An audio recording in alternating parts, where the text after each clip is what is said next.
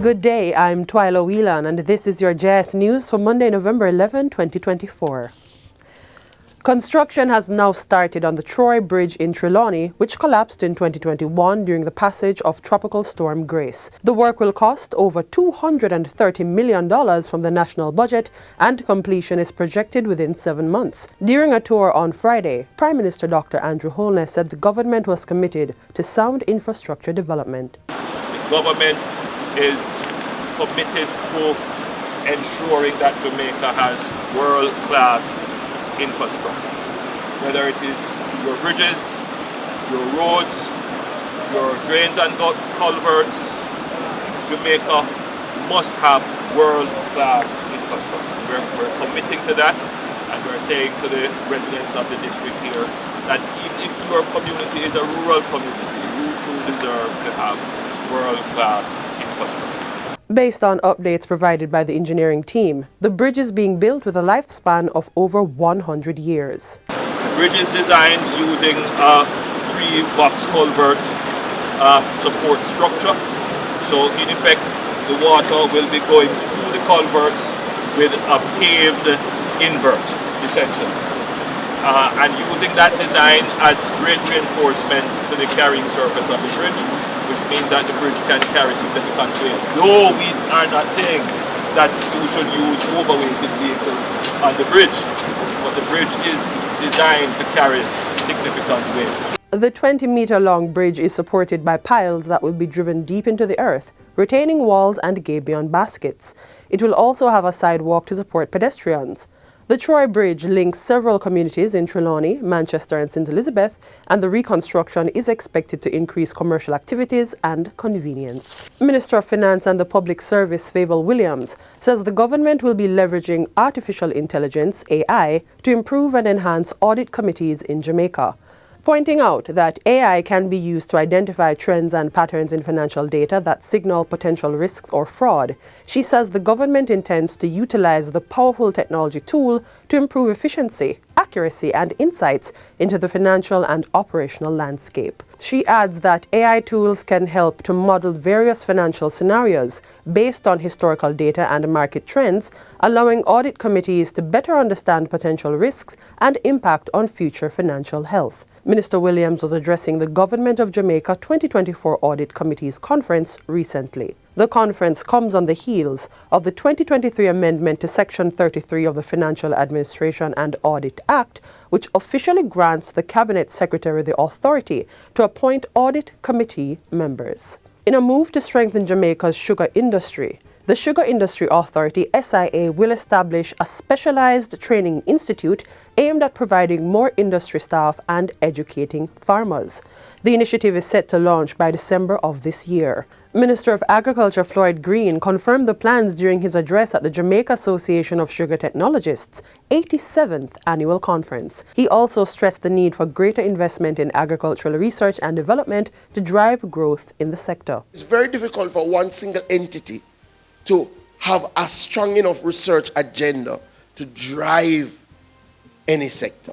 That's why I have taken a decided approach that we're putting more resources into research. Additionally, the minister revealed that the government was exploring ways to facilitate a more private sector-led sugar industry.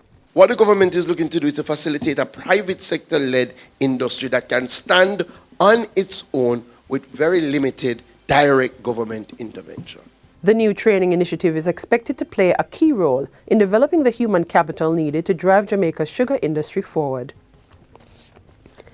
The Planning Institute of Jamaica, PIOJ, will stage its annual Best Practice Symposium on November 13, with special focus on developmental tools. The symposium, being held under the theme Tools for Development, will address critical issues in social development and violence prevention. By tools, we define that to mean any instrument, approach, methodology, or framework that social and community development practitioners will use to impact the community intervention landscape to effect positive change. Technical specialist with the PIOJ, Charmaine Brim, gave the details at a recent JIS think tank.